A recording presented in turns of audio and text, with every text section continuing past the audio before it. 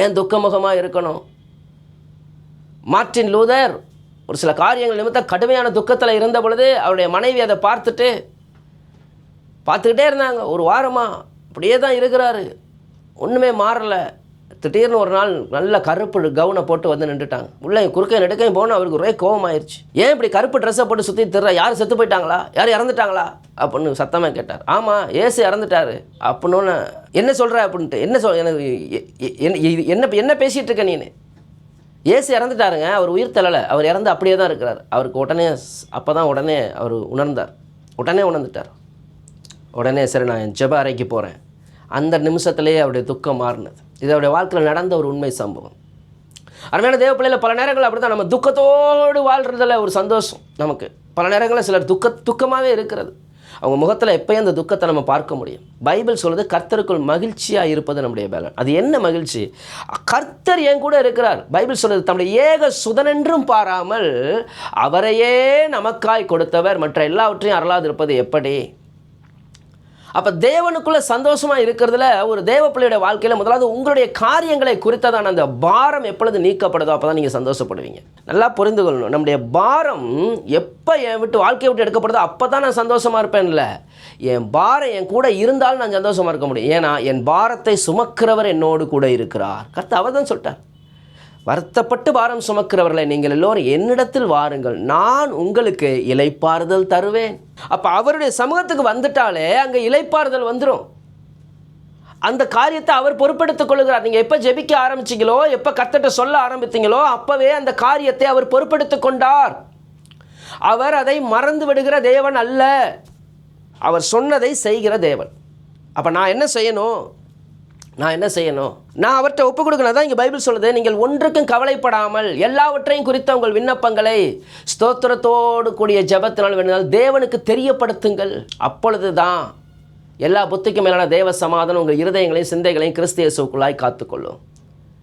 அப்போ உண்மையாகவே ஆவியானவரோடு நீங்கள் வாழ்ந்தீங்கன்னா, நீங்கள் ஜெபிச்சிங்கன்னா, உங்களுக்கு அவர் மேலே நம்பிக்கை இருந்துருச்சு அப்படின்னா நம்பிக்கையிலே நீங்கள் சந்தோஷமாக இருக்க முடியும். அதை தான் பைபிள் சொல்லுது ரோமர் 12:12, நம்பிக்கையிலே சந்தோஷமாக இருங்க. தேவன் உங்களுக்கு ஒன்று சொன்னார்னா அதை நீங்கள் செய்ய தேவையில்ல, அவரே செய்வார். பல நேரங்களில் கர்த்தர் ஒரு வாக்குத்தத்தத்தை கொடுக்குறார். ஆனால் நம்ம என்ன பண்ணுறோன்னா நம்மளால் ஆன முயற்சிகளை எடுக்கிறோம், அதை பண்ணுறோம், இதை பண்ணுறோம். முயற்சிகள் எடுக்க வேணான்னு கர்த்தர் சொல்லலை. ஆனால் நம்முடைய முயற்சிகள் வெற்றி அடையலைன்னு நமக்கு சோர்ந்து போகிறோம் பார்த்தீங்களா, அதைத்தான் கர்த்தர் தப்புங்கிற. காலையிலே உன் விதையை விதை, மாலையிலே உன் கையில் நெகிழ விடாது. அதுவோ இதுவோ எது வாய்க்கணும் உனக்கு தெரியாது, ஆனால் நீ செயல்படு. அதை சொல்ல கர்த்தர். குதிரை எத்தனை நாளுக்கென்று ஆயத்தமாக்கப்படும். ஜெயம் கர்த்தரால் வரும். அந்த ஜெயம் அவர்கிட்டருந்து வரும், அது அவருடைய வேலையில் வருங்கிறத புரிஞ்சுக்கணும். நான் எடுக்கிற முயற்சிகளோ, நான் எடுக்கக்கூடிய பிரயாசங்களோ வெற்றியடையிலேயே ஒன்றும் கவலைப்பட வேண்டாம். ஒவ்வொரு முயற்சிகளும் ஒவ்வொரு பிரயாசங்களும் நமக்கு ஏதோ ஒன்றை கற்றுக் கொடுத்து கொண்டே தான் இருக்குது. நம்ம வாழ்க்கையில் ஏன் அந்த தேவன் அனுமதிக்கிறார்? நான் பேசாமல் முயற்சி செய்யாமல் இருந்திருக்கலாமே, நான் பிரயாசப்படாமல் இருந்திருக்கலாமே, இவ்வளவு கஷ்டப்பட வேண்டியது ஏன் இருக்குது? தேவன் எல்லாத்தையும் ஃபெயிலியராக இல்லை, அதை கர்த்தர் சொல்கிறாரு. விதை காலையில் மாலையிலே உன் கையில் நெகிழ விடாத. ஏன்? நாம் ஒவ்வொரு காரியத்தையும் நாம் ஒன்றை கற்றுக்கொண்டே இருக்கிறோம். இன்னும் தேவனோடு இருக்கிற நம்முடைய நம்பிக்கை, தேவனை சார்ந்து கொள்கிற வாழ்க்கை அப்போ தான் நமக்கு கடந்து வரும். அதனால் தேவன் அதை நமக்கு அனுபவத்துக்காக அதை கற்றுக்கொள்ள அனுமதிக்கிறார். நம்முடைய வாழ்க்கையில் நடக்கக்கூடிய ஒவ்வொரு காரியத்திலும் அவர் தம்முடைய சித்தத்தை நிறைவேற்றி கொண்டே தான் வருவார். அவருடைய தீர்மானத்தின்படி அழைக்கப்பட்டவர்கள் அவரிடத்தில் அன்பு கூறுவர்களுக்கு சகலமும் நன்மைக்கு ஏதுவாக நடக்கிறது என்று அறிந்திருக்கிறோம். நம்ம ஜெபிக்கிறோம், தேவன் வாக்கு பண்ணிட்டார், ஆனால் காரியம்லாம் அப்படியே இருக்குதே. நல்லா தெரிந்து கொள்ளுங்க, கர்த்தருக்கு சித்தமானது அவருடைய கையினாலேயே வாய்க்கும். ஒருவனும் அதை பறித்து கொள்ள முடியாது. உங்களுக்கு சொன்னதை அவர் செய்வார். அப்போ தேவன் சொன்னதை தேவன் செய்வார். அது வரைக்கும் நான் என்ன செய்யணும்? நான் ஜெபிக்கணும், நான் தேவனை விசுவாசிக்கணும். நான் எடுக்கிற ஸ்டெப் எடுக்கலாமா, முயற்சி எடுக்கலாமா, எதை வேணாலும் செய்யலாம். ஆனால் அது எனக்கு வாய்க்கலை அப்படின்னா உடனே அப்செட் ஆகக்கூடாது. நான் காத்திருக்க வேண்டும். அவருடைய வேலை வரும் வரைக்கும் காத்திருக்கணும். என் வேலை இன்னும் வரலைங்கிறாரு, ஆனால் அடுத்ததாக அவருடைய வேலை எப்போ வந்துச்சுன்னே தெரில, தண்ணீர் திராட்சரசமாக மாறிடுச்சு. அவருடைய வேலை வரும் வரைக்கும் அவருடைய வேலையை நாம் செய்கிறவர்களாக இருக்கணும், அவருடைய சித்தத்தை நிறைவேற்றுகிறவர்களாக இருக்கணும். நம்முடைய சந்தோஷம் என்ன? நம்முடைய அவ்வளோ பெரிய கர்த்தர், வாக்கு பண்ணின கர்த்தர் என்ன செய்யலை?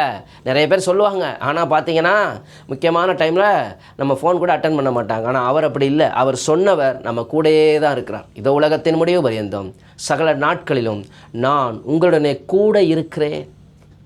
அதைத்தான் எபிரேயர் 10:23 சொல்லுது, நமது நம்பிக்கையை அறிக்கையிடுகிறதில் அசைவில்லாமல் உறுதியாக இருக்க கடவும் வாக்கு தத்தம் பண்ணினவர் உண்மையுள்ளவராக இருக்கிறார். ஒரு உண்மையும் சத்தியமும் உள்ள தேவன் சொல்லியிருக்கிறார். அவர் சொன்னதை அவர் செய்வார். அப்போ நீங்கள் சந்தோஷமாக இருக்கணும்னா என்ன செய்யணும்? காரியத்தை உன் வழியை கர்த்தரிடத்தில் ஒப்புவித்து அவர் மேல் நம்பிக்கையாயிரு. அவர் காரியத்தை வாய்க்க பண்ணுவார். அந்த நம்பிக்கை எப்போ உங்களுக்கு உருவாகுதோ அப்போ நீங்கள் சந்தோஷமாக இருக்க முடியும். நீங்கள் தேவ சமூகத்தில் சந்தோஷமாகவே இருக்க முடியும். நீங்கள் தேவ சமூகத்தில் சந்தோஷம் மகிழ்ச்சியுடனே கர்த்தருக்கு ஆராதனை செய்வீங்க. நீங்கள் பலர் வந்து துக்கத்தோடையே கர்த்தருக்கு ஆராதனை செய்கிறாங்க. ஏன் அப்படின்னா அவருடைய விசுவாசம் ஒன்றும் இல்லைங்க, அது அவிசுவாசமாக இருக்குது. விசுவாசம் இல்லாமல் தேவனுக்கு பிரியமாக இருப்பது கூடாத காரியம். அப்போ உண்மையான விசுவாசம் என்ன செய்யணும்? ஒரு தேவ பிள்ளையை சந்தோஷமாக வச்சுருக்கும். ஒரு தேவ பிள்ளையுடைய சந்தோஷத்தை யாரும் பிடுங்கவே முடியாது. அவனுடைய மகிழ்ச்சியை யாரும் பிடுங்க முடியாது. மன மகிழ்ச்சி நித்திய ஔஷதம். அது வந்து மருந்துன்னு சொல்லுது பைபிள். நித்திய ஔஷதம்னா என்ன?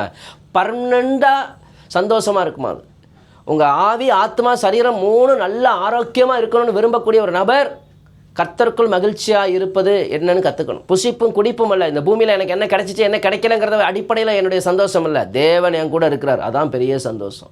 கர்த்தர் என்னோடு இருக்கிறார், அவ்வளோ பெரிய தேவன். நான் எப்போ பேசினாலும் கேட்கறதுக்கு ரெடியாக இருக்கார். நான் பைபிளை திறந்தால் அவர் என்னோட பேசுகிறார். நான் துதிக்கும் பொழுதெல்லாம் அவருடைய பிரசன்னத்தை அனுபவிக்கிறேன். அவருடைய வேலையை செய்யும் பொழுதெல்லாம் நான் சந்தோஷமாக இருக்கிறேன். ஒருத்தருக்கு ஜெபிக்கும் பொழுது, ஒருத்தருக்கு சுவிசேஷத்தை அறிவிக்கும் பொழுது, அவருக்காக கொடுக்கும் பொழுது, எது ஒன்றிலும் அந்த சந்தோஷத்தை ஒரு தேவ பிள்ளை அனுபவிக்க முடியும். ஒரு தேவ பிள்ளை ஒரு தேவ சமூகத்தில் 1 மணி நேரம் நின்று அப்படியே தேவ சமூகத்தில் தான் இருதயத்தை ஊற்றி ஜபிக்கிற பொழுது உலகம் தரக்கூட அந்த சமாதானத்தை அனுபவிக்க முடியும். அதை அனுபவிக்கிற நபருக்கு தான் அது தெரியும். அதை தான் வேறு எல்லாவற்றையும் கர்த்தர் பார்த்து கொள்வார். அந்த ஆழமான விசுவாசம் ஏன் வருது? அந்த சந்தோஷம்தான். 2000 பிள்ளைகளை வைத்து 2000 பிள்ளைகள், அனாதை பிள்ளைகளை வைத்து ஆசிரமத்தை நடத்தி கொண்டிருந்த ஜார்ஜ் முல்லர், அவருடைய சந்தோஷத்தை ஒருத்தர் பிடிங்கிற முடியாது. ஒரு கவலை, அங்கே இருக்கிறவர்களெல்லாம் திகிலோடு இருப்பார்கள். அடுத்த வேலை சாப்பாட்டுக்கு ஒன்றுமே இல்லை. அப்படிப்பட்ட நிலையெல்லாம் வந்திருக்கு. சில நேரங்களில் என்ன செய்கிறதுனே தெரியாது. பிள்ளைகள் எல்லாம் ஐயா ஒன்றுமே இல்லை, பிள்ளைகளெல்லாம் வரிசையாக உட்கார வை.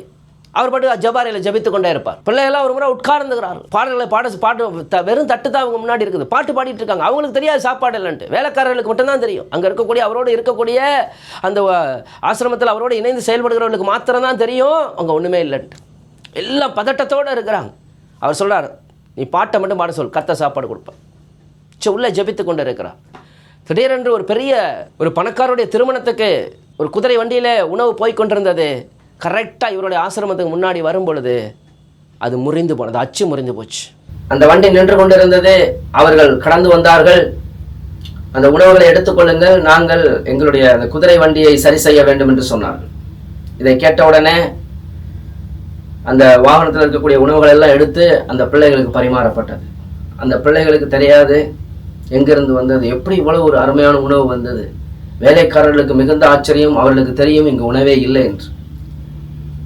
ஆனால் ஜார்ஜ் முல்லர் இதில் பெரிய ஆச்சரியப்படவே இல்லை. தேவன் செய்வார் என்று அவருக்கு தெரியும். ஆமாம் தேவ பிள்ளைகளை, இன்னொரு முறை இதே ஜார்ஜ் முல்லர் ஜெபித்துக் கொண்டிருந்தார். ஒரு 300 பவுண்ட்ஸ் அவருடைய ஊழியங்களுக்கான தேவைகளுக்காக அவர் ஜெபித்துக் கொண்டிருந்தார்.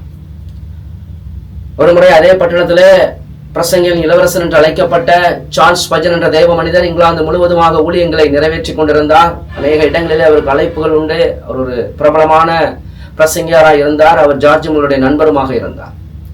அப்படியாக ஊழியங்களை நிறைவேற்றி முடித்த உடனே அவருக்கு கிட்டத்தட்ட ஒரு 300 பவுண்ட்ஸ், சரியாக 300 பவுண்ட்ஸ் கிட்ட அவருடைய ஊழியங்கள்ல காணிக்கைகள் வந்திருந்தது. அப்படியாக அவர் ஒரு தேவாலயத்தை கட்டி கொண்டிருந்தார். ஒரு பெரிய தேவாலயத்தை அந்த நாட்களை கட்டி கொண்டிருந்தார். அதனுடைய பணத்திற்காக இந்த பணங்கள்லாம் கிடைத்த உடனே மிகுந்த சந்தோஷத்தோடு கூட கர்த்தருக்கு நன்றி செலுத்தும்படியாக அவர் தன் ஜெப அறைக்குள்ளாய் போன பொழுது கர்த்தர் சொன்னார், என் தாசனாகிய ஜார்ஜ் முல்லரிடம் இதை கொண்டு போய் கொடுத்து விடு.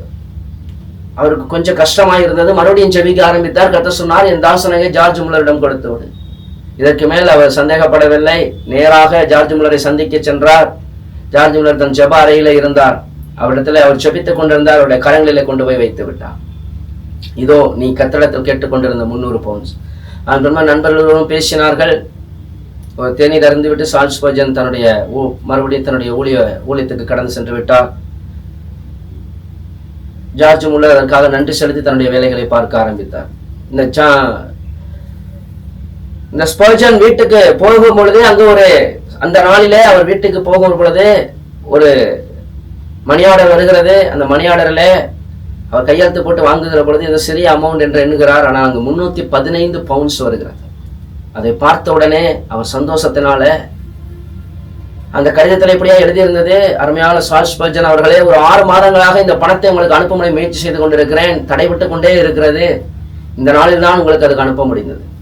அவர், நன்றி சகோதரி, கர்த்தர் உங்களை ஆஸ்வதிப்பாராக, நீங்கள் அனுப்ப வேண்டிய நேரம் இதுதான் கர்த்தர் குறிப்பிட்ட வேலை என்று சொல்லி கையெழுத்திட்டு அவர்களுக்கு அந்த படிவத்தை கொடுத்து விட்டு வந்து அறையில் உட்கார்ந்து, கர்த்தாவே, எனக்கு 15 பவுண்டுகளை நீர் வட்டியாக கொடுத்ததுக்கு நன்றி என்று சொன்னார். அருமையான தேவ பிள்ளைகளை, விசுவாசம் இதைத்தான் செய்யும்.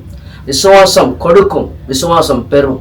அது தேவனுடைய வல்லமையை காண்பிக்கும். இன்றைக்கு விசுவாசத்துல ஒரு தேவ மனிதனுடைய கீழ்ப்படிதலும், ஒரு தேவ மனிதனுடைய விசுவாசமும், இன்னொரு தேவ மனிதனுடைய விசுவாசத்தின் கீழ்ப்படிதலும், அது 2 பேருமே தேவனுடைய அற்புதத்தை பெற்றுக்கொண்டதை நாம் பார்க்கிறோம். இன்றைக்கு நமக்கு அதே தேவன் தான். சார்ல்ஸ் ஸ்பர்ஜனுக்கு ஒரு தேவன், ஜார்ஜ் முல்லருக்கு ஒரு தேவன், நமக்கு ஒரு தேவன் அல்ல, அதே தேவன் தான். அவர் நேற்றும் இன்றும் என்றும் மாறாதவராக இருக்கிறார். ஆகவே தேவன் ஒருவர் உண்டென்றும் அவர் தேவை தேவைகளுக்கு பலனளிக்கிறவர்கள் விசுவாசிக்க வேண்டும். ஆகவே விசுவாசத்துல சோர்ந்து போகாதீங்க. உங்களுடைய விசுவாசத்தை கனப்படுத்துகிற ஒரு தேவன் இருக்கிறார்.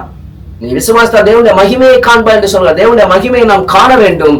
தேவனுடைய மகிமை இந்த உலகத்துக்கு நாம் வெளிப்படுத்த வேண்டும். ஆகவே கிறிஸ்தவ ஜீவியத்தில் விசுவாசம் இன்றியமையாதது. ஆகவே தேவன் மேல் வைத்திருக்கிற உங்களுடைய விசுவாசத்தை உறுதிப்படுத்துங்கள். கர்த்தர் உங்கள் வாழ்க்கையில் பெரிய காரியங்களை செய்வார்.